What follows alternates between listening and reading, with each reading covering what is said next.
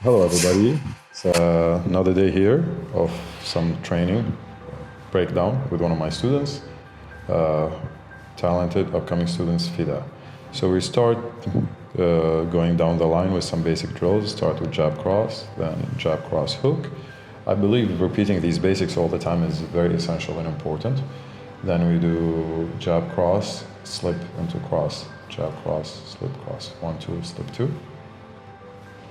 Right. Then we switch into the bladed taekwondo stance. We're working on footwork, shifting forward, shifting backward. Now, for the way I fight, I believe footwork is essential, So we do a lot of these forward and backward shifts.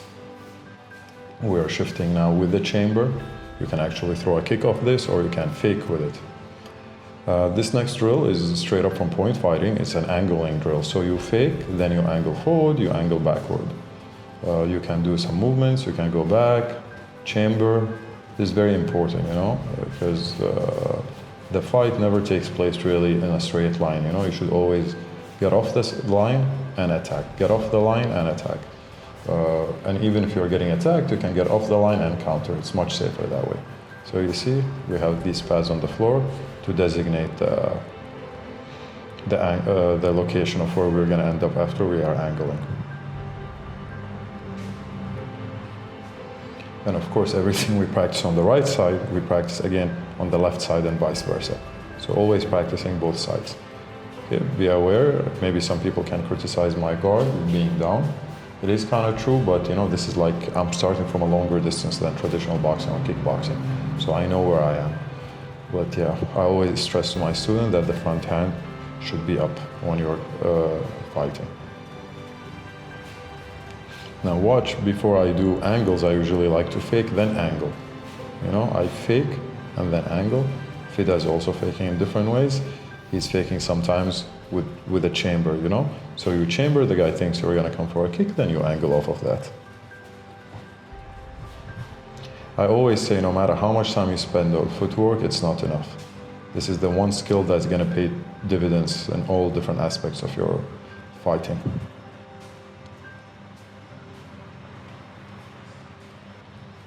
Now we're gonna work on one of those karate takedowns.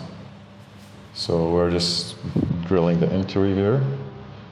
Drilling the finish every time would take a long time, so we're just drilling the entry.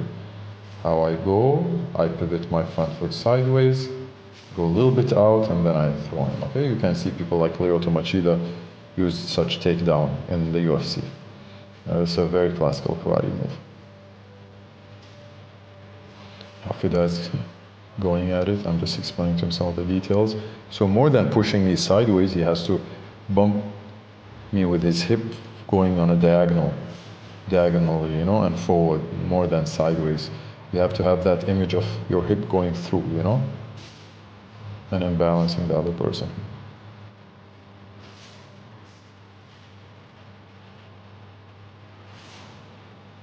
Fida is only 16 years old, but he's a very promising young athlete. He's really amazing at fighting. I enjoy watching him fight. Very fast learner, amazing hands and head movement when he fights. Now I'm gonna drill with the finish. Of course, this is not very smooth, but again, if you have the kicks and punches to fake and set it up, it is very doable in a fight. Okay, now depending on the rules, this might not be allowed, right?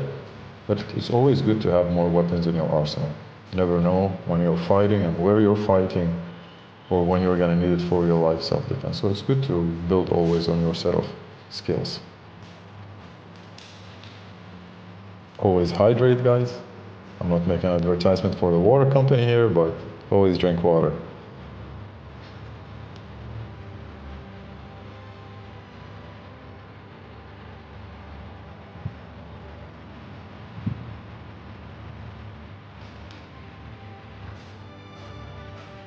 Okay, now we're getting ready for the next drill. So this is a very classic karate technique, They probably have it in boxing also, where you set up the kizamizuki or the jab. When the person is fixed on that straight line, you get off the line and follow up with a cross. It's very nice, but you have to first push hard with the front leg and the front hand so the person is fixated forward before you get off the line and follow up with the gyakuzuki or the cross hand.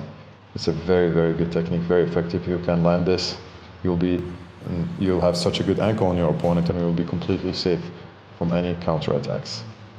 I just finished my turn and now it's Fida's turn to do the same technique.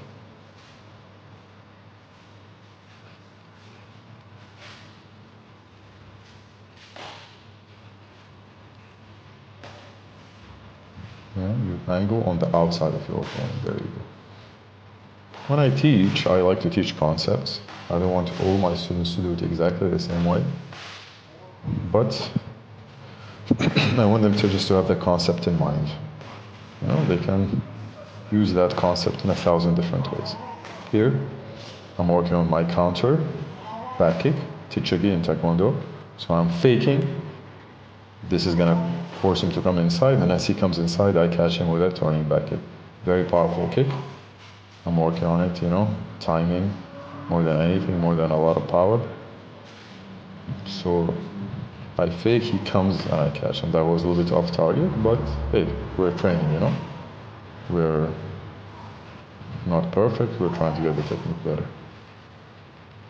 I believe really more than working on powers, you should always work on the timing of your techniques, timing and distance of your technique. That will serve you much better over the long run. Yes, sure, sometimes you have to hit hard, but hitting hard all the time will damage you and your training partner. Now, Fida is working on the step away back kick. It's again a technique from point fighting. It's very effective. You see people like Stephen Wonderboy Thompson use this pretty extensively. Although it might not look effective, but this is very good when somebody comes at you hard. You step away, you create some distance and catch them. I've actually knocked some people out with this. Here I'm making some advertisement for my footgear before me and Fida start sparring. I'm not going to comment a lot about the sparring here. I'll just leave it for you guys to watch and enjoy. I might say something here and there. You see helmet again on, guys. I really believe that safety is important. A lot of my students don't wear it, but for me, cup, helmet, mouthpiece, I almost never fight without these things. That's why, you know, that's what gives you longevity in the sport. Again, if you do something for a long time, you'll be great at it, right? You don't want to get hurt. So yeah, I'll leave you here with some sparring. It's just like technical sparring. We're not going like super hard. But yeah, let me know how we did in the comments, guys. If you have any questions, if you would like to see something else, if you have any advice for us, please let us know. We're more than happy.